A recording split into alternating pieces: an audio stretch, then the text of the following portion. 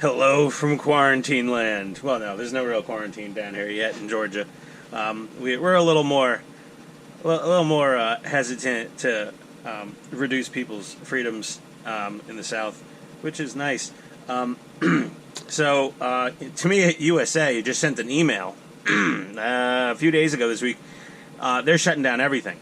Their offices, their warehouses. You know, they're in California, and the state of Californianism has decided to shut their state down. Luckily, before that happened, I did get the replacement gearbox from Tamiya. Props to Tamiya customer service, you guys. You always come through for me. Okay, so this was the gearbox in question with a short shaft. We can very clearly see it's very, very short. No penis jokes, please. Thank you. Okay, so we got that. And while I was waiting on this, I found a problem. So, my formerly deal of the century all metal tracks for a Tamiya, okay, Jagdpanther. Yeah, the guy on eBay. I'm not going to say the guy deceived and lied to me. Maybe it was just he thought that they were for Tamiya. Problem was quickly discovered. Now I'm just going to use one track link here. This is one spare track link from that set of tracks that I painted up. And if you put them on the inside, oh my god, on the inside, the inside wheels, they don't, they jam on there. They do not fit. If you can, so let me do, this will be the best way to show you. Look at that. Look at that. They're so tight. There's no play whatsoever. And they're going to destroy all the paint. Now, this is a set of links that came with the supposed links for Tamiya. Now, these links, these spares look different. They got a little more ornate openings there. And these guys fit perfect. They don't stick. They ride perfectly. So, clearly, the tracks I got, and they're beautiful metal tracks. They're very nicely made, but I think they're for another brand. And by another brand, I mean Henglong, Tigan, Toro, etc., etc., for one of their Panther or Jagdpanther tanks. So, I don't know. I guess I don't know. Maybe I'll sell them. They were dirt cheap. I thought I was getting a deal too good to be true, then, because it was too good to be true. So then I had to get with the Fantastic Impact guys, and I just ordered a set of their late tracks. They showed up actually rather quickly, considering everything going on. The 3-day international expedited UPS service they used took like 8 or 9 days, but that was still fine. Now these tracks, these are completely different beasts. Now I primed these already. But the detail on those inner road teeth, you know, those on the whatever they are, these guys, smooth running. They fit perfect. They have just the tiniest bit of clearance and play, so you know that'll be taken up partially by the multiple layers of paint and weathering we're going to put on these. Their pin system is definitely more advanced. They're single pin. But they have tapered pins that have knurlings in them to hold them in place properly. So yeah, I mean, whatever. At least I didn't waste too much money. But the last thing I'm going to do is an episode where I show you painting and weathering another damn set of tracks, because that's just silly.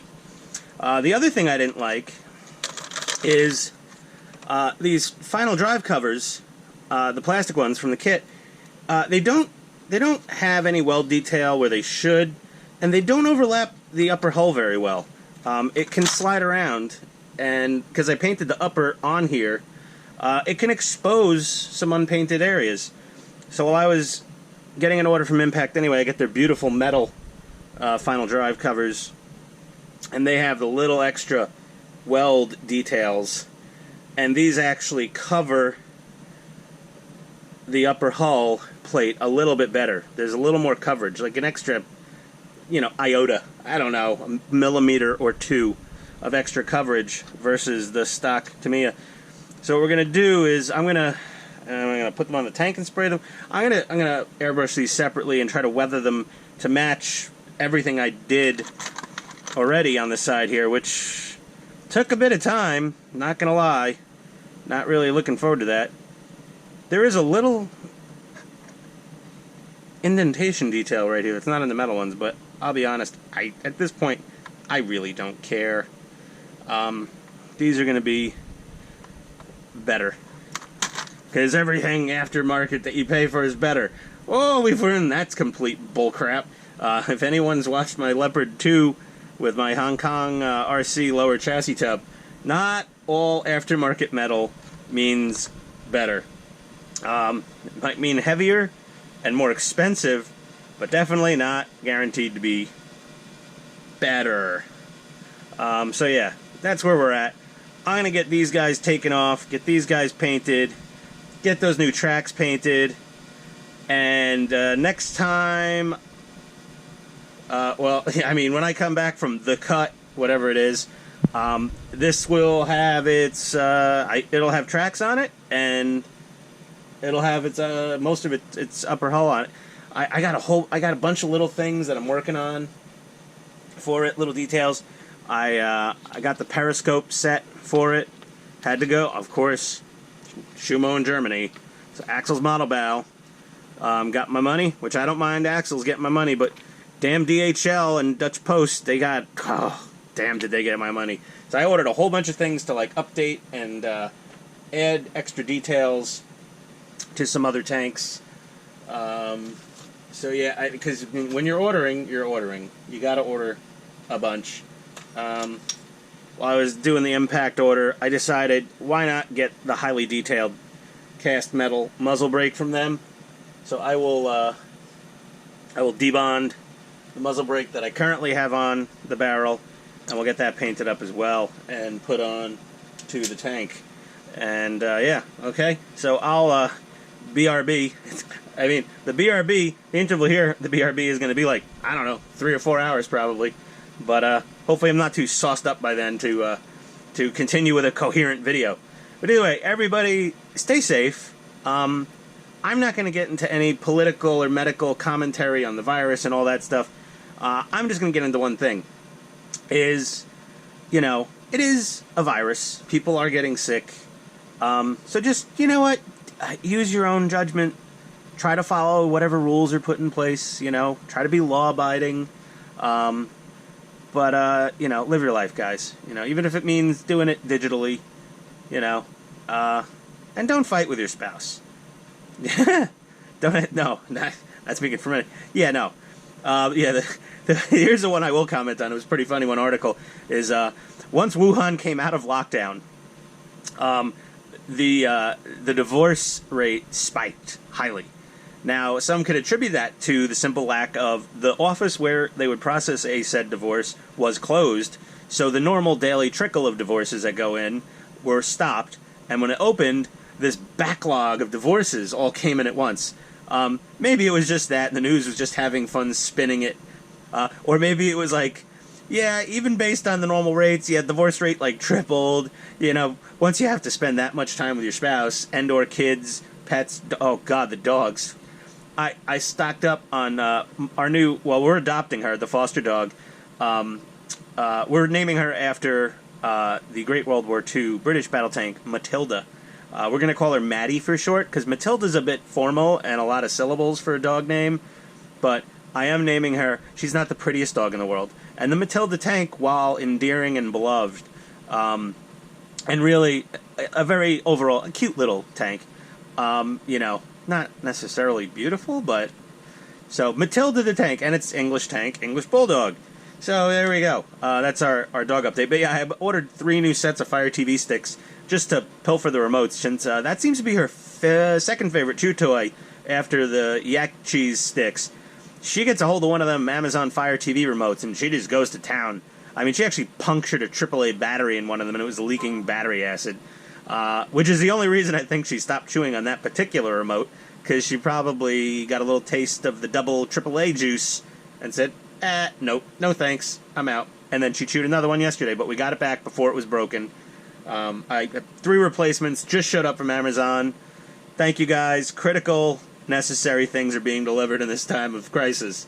Toilet paper and face masks and rubbing alcohol aside, definitely streaming devices needed heavily. Okay, again, enough of my BS. A few hours of work ahead of me. I'll be back once I have some progress. Later.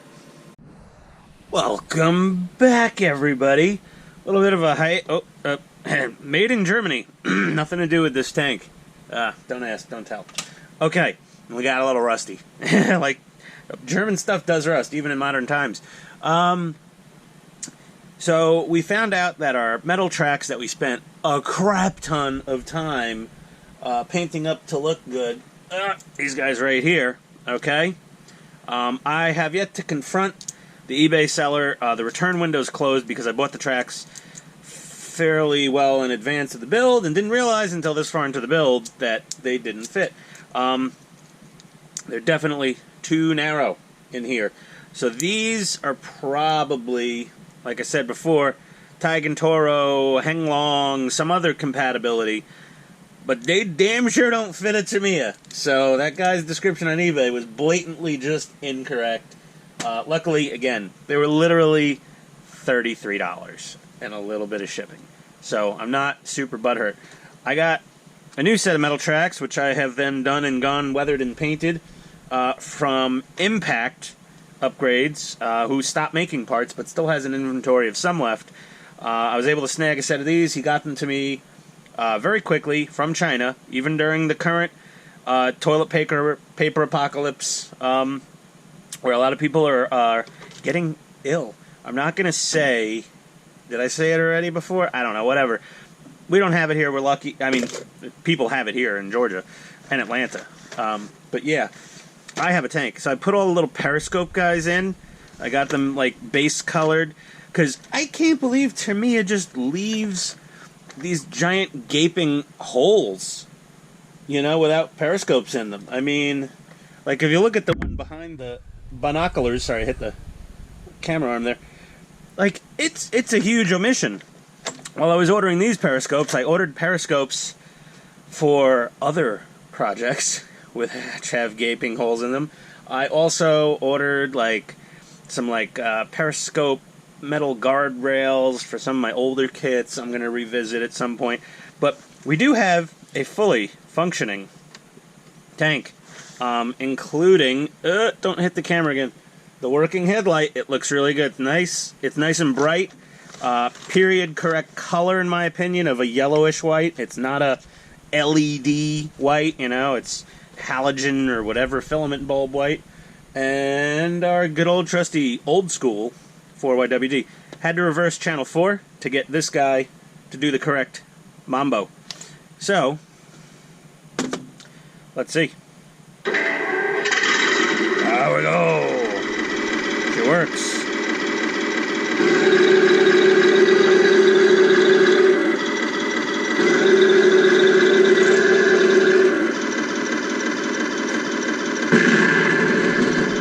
Yep.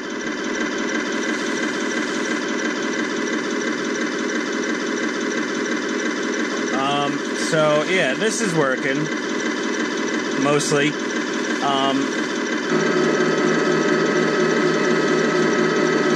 So yeah, that's all good. Okay. So that all works. Now, what happened here was using the Darrell Turner Trunnion kit, but I'm also using the resin mantlet surround from scuhmo-kits. I think it's a scuhmo part. And this is a cast resin piece. Turns out it was having some interference in there and wasn't allowing the turret to properly rotate. I just heard clicking of the the turret traverse gearbox. I also swapped it out. They had that cog gear. Everyone who knows what I'm talking about. You take one of the blue guys out of this transmission. It doesn't have the slipper clutch gears in it for the turret traverse and elevation, or barrel traverse and elevation. motors. I did the barrel traverse motor. The elevation seemed fine, so I didn't waste one of my solid blue gears on that. You could also just crazy glue the clutch gear together, and that'll give it some better stability. But yeah, this tank is notorious for having a wibbly wobbly kind of barrel setup. I'm prepared the next time I build something similar or like this or whatever that has a barrel wobble issue.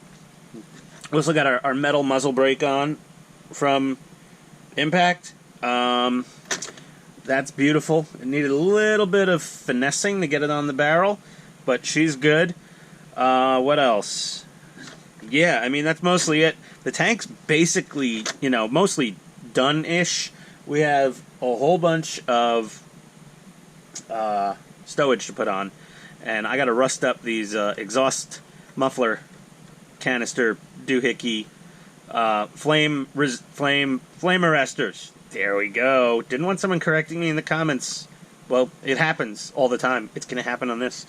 But yeah, so stowage. I bought a steel tow cable rope from Scuhmo that's meant for this tank. But if you put the rope there and then you wrap it around as per instruction, it doesn't come anywhere near. It needs to go up to like. Let's take a quick look. Yeah, it's supposed to come like halfway. Let me. Yeah. See, it's supposed to make it to right here. That ain't happening.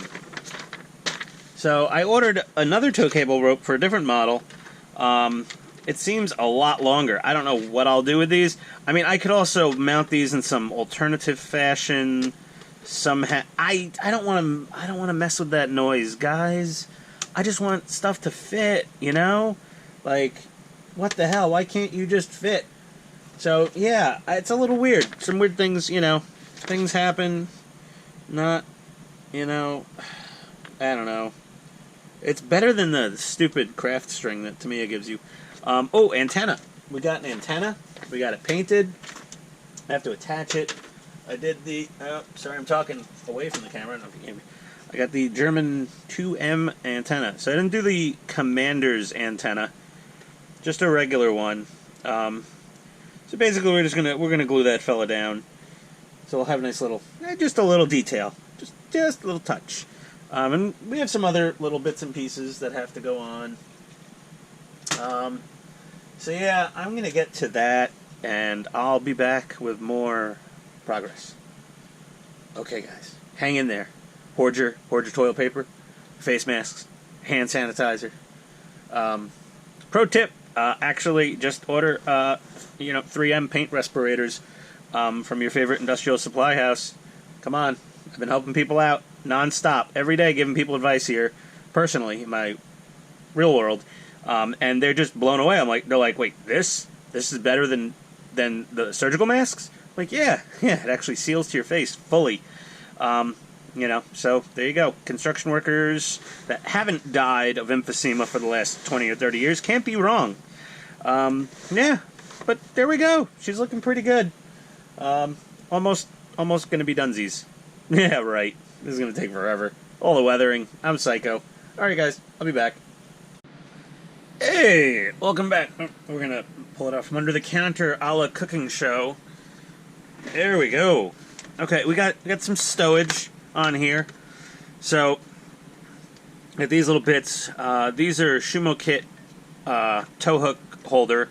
A lot nicer than the little plastic peg they give you. Because it actually, has a nice little attachment to hold the tow rope, which I still have to sort those out. Excuse me. No, it's allergies. I promise, it's just allergies. We started initial rusting of the mufflers using this crusted rust deposits from AK, dark crusted rust, and I just kind of painted it on there pretty liberally. Applied. Oh boy, this girl weighs a fair little bit. So we got those. We're gonna allergies. I'm paint lots of paint fumes. We got some stowage on this side. little hooks and our axe and things, and got our wood block. I'm going to touch that up a little when we weather. I got to still wrap up the stupid string thing and wrap that around. We got these guys on there. Another hook. What else? Fire extinguisher's not on yet. I have some labels. Where are they? My magic drawer. Oh, goodies. Let me get these little tiny itty bitty labels for the fire extinguisher. Is it Tetra 2 or whatever it is? These seem fairly. They seem fairly correct for the period. So we're gonna water slide one of those onto our little fire extinguisher, and then pop her on there. Other than that, what else we got going on? We didn't put the antenna on yet, and like I said, I have to sort out the tow cable situation. But yeah, she's coming along nicely. Tracks are great. The new tracks. I had to add a couple links. Impact provides extra links with the kit. I added 2 links per side. Hindsight being 2020, I should have probably added 1 link per side. It would have been perfect at 1 link per side. With 2 links per side, I had to run the idler out all the way. But I tested her on the ground. I drove her around. She runs beautifully. It's a good driving tank. It's a little unwieldy, this barrel out front like this. This guy's, yeah, it's like what do you call it? Pinocchio running through a funhouse after telling 50 lies. But whatever. It is what it is. This is the tank. We're painting up the spare track links on the side here. I initially did some nice metal ones. That we painted them up all nice, and I got a couple all weathered up and stuff. But then I realized I have no frickin' way to mount them. I mean, I don't want to just crazy glue them on the tank. They look stupid. So the ABS ones included with the kit actually have a little holder and a pin to glue on to these little holes. So, the plastic ones, they look just fine. So we're gonna paint those up. I'm gonna get those weathered. A little rusted as well. Well, we might do the rusting after we get them. I don't know. Andy's hobby headquarters. He's oh god, he drives me nuts. He makes me want to do such a nice job. So, but either way, here's the side shot so far. So everything from here down is weathered and done, basically. You can see the bare metal showing from the tracks wearing in.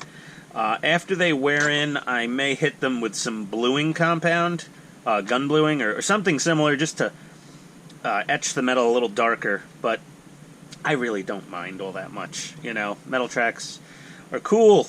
The plastic tracks that come with the kit, they're fine. I guess they look fine. I don't know. I'm not the hugest fan of plastic tracks anymore. Once you get your first taste of well-made metal tracks, that's all you want. Now, Tamiya makes the best plastic tracks out there, bar none. End of story. Aside from frickin' Sheridan, 501 Sheridan, maybe something else with thin tracks like Panzer IV and conversely Jagdpanther IV. Very, very tiny tracks. I haven't heard of a lot of people complaining about Panzer IV tracks breaking, but those Sheridan tracks, those things are ticking time bombs. So, with everything going on in the world, I had reached out to Kenny Kong about making 551 tracks.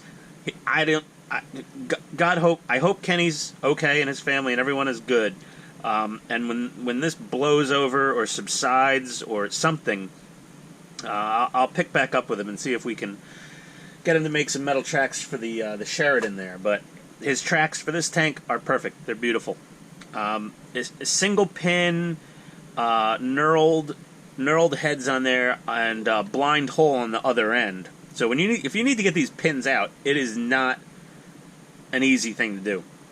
If you're lucky and you could grab hold of the pin or start a pin loose with a very fine flathead screwdriver and tapping and wiggling, you can pull the pin out. Otherwise, you may have to grind down the inside of the track pin area to get to the back of the pin so you can knock it out the normal way, because there's no hole on the other side. I mean, he built these for Tamiya originally. These, as far as I'm aware, people correct me if I'm wrong, I'm sorry, not Kenny Kong. Impact. Impact was the OEM producer of a lot of the Tamiya metal tank upgrade parts that I'm aware of, for the most part. No absolutes here. You know, I don't like speaking in absolutes. If you're in IT, you almost never speak in absolutes. Everything is could, should, most likely, more than likely.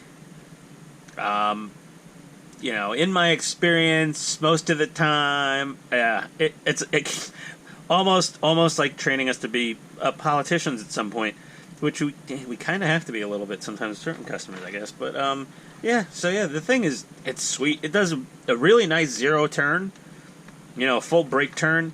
It doesn't drive like the modern transmission tanks, like the Abrams and the Type 10 and the Leopard 2, where it has it'll hold the stick and it has a turning motor and a driving motor. These are both drive motors. So basically, when you're driving this thing, you finesse the sticks and only one motor runs. The other motor holds in place. You know, the other motor doesn't go in reverse or anything, but it holds in place. It drives nice, like the old tanks did. So either way, we're gonna continue working on rusting up the tailpipes, getting the track links done up, looking pretty, get those on there, get this stupid string on there, painting these periscopes. Probably should have done that before I glued them in, but I was worried about, because I was using crazy glue, because these were resin gluing to polystyrene, so I had to use crazy glue, even the same stuff, I don't think that works on resin. So I was worried about fogging, so I didn't paint the lenses ahead of time. I'll get in there with a fine brush or something. I don't even know what color to paint them. I've seen so many different ways to paint the colors on from different people. I don't know what to do. But yeah, she's mostly done.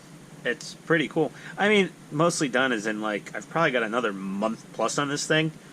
And working from home is not conducive to be in the basement after working from home to work on a tank. I don't know why. It's like worse. It's like I'm allowed less tank time when working from home. Because when I'm working from home, I'm in my home office. And my wife is working from home, and she's sitting with the dogs all day. And they drive her nuts. So when I'm done working, the last thing she wants is for me to disappear into yet another part of the house and leave her alone with the dogs for even longer.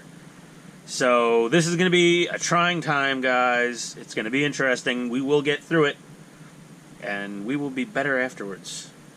Better prepared, better educated, hopefully better teamwork amongst all human beings. But for now, me and the tank are taking a break, and I'll be back. I mean, this isn't the end of the episode. I don't know. Yeah, it probably is. We'll be back with more in more of this episode or the next episode. Either way. Talk to you guys soon. Take care. Be safe. Wash your damn hands, people. Like you should have been already. Later.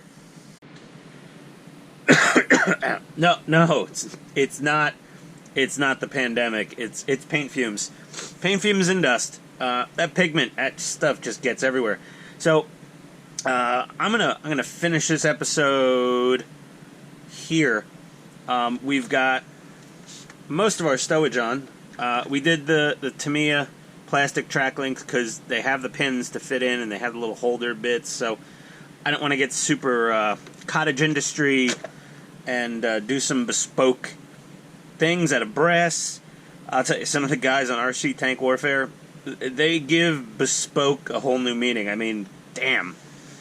We speak about it, the stuff they make a lot. So maybe that's what it means. We've got some good base rust on the flame arresters.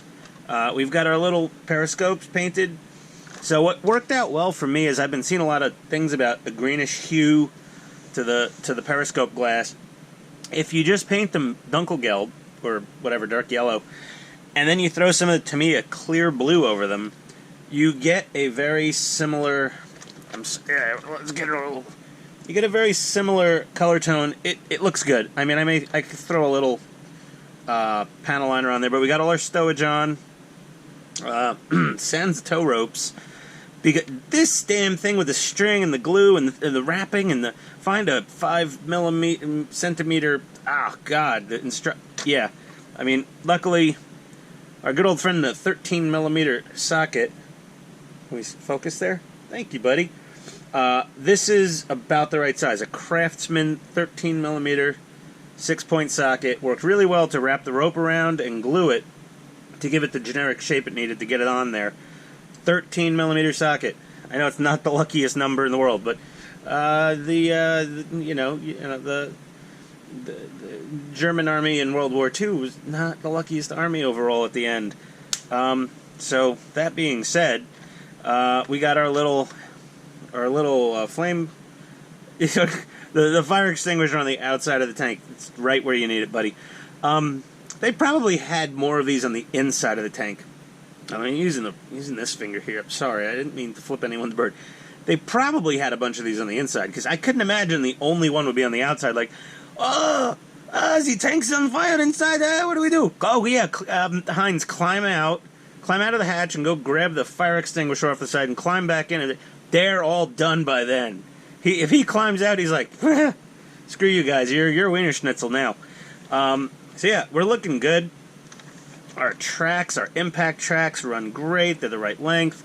I had to add a link or two to each side to get it to have the right amount of sag and to allow me to run the idlers at a reasonable idler return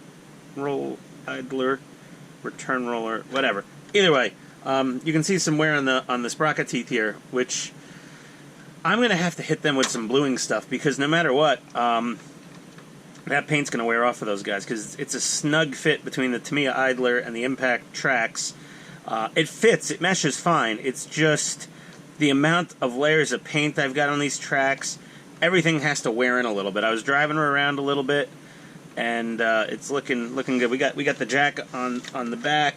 You could kind of make that out there. She's glued on. All we have left to do is the tow ropes. Now, I went with the fancy metal tow ropes, and they were way too short from scuhmo-kits. They were too long to go from here to the, where you would cut this little thing off here and put on their fancy metal bracket. They were too long for that, so you could have trimmed them, but I like the wraparound effect of them coming to here. So what I'm going to do is I got these. This is a set for a King Tiger, and I took about 8 and change centimeters. Everyone's happy now over in England and Australia and everywhere else, and Germany and the rest of Europe. Yeah, centimeters. I'm doing listen, guys, we don't love the metric system, okay? We don't know it that well. So we fear the unknown, just like certain infectious diseases going around. We fear the unknown, the metric system. But I think, honestly, it's a more precise system than inches. It really is. I mean, you got 1 millimeter, you get 30 of an inch, 16ths of an inch. There's a lot of fractions going on. Metric, it's decimal. It's base 10 or whatever the hell you want to call it. It is better. So I'm using.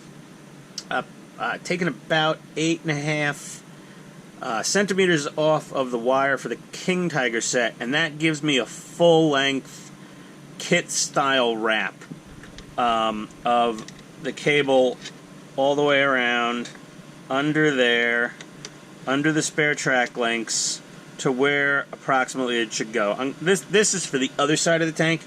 I may make this one a little shorter so it goes to right about here. And then what I'll do is I'll use the scuhmo-kit track holder brackets. I'm going to put them right into the side of the tank. Because, to me it just has you glue these down.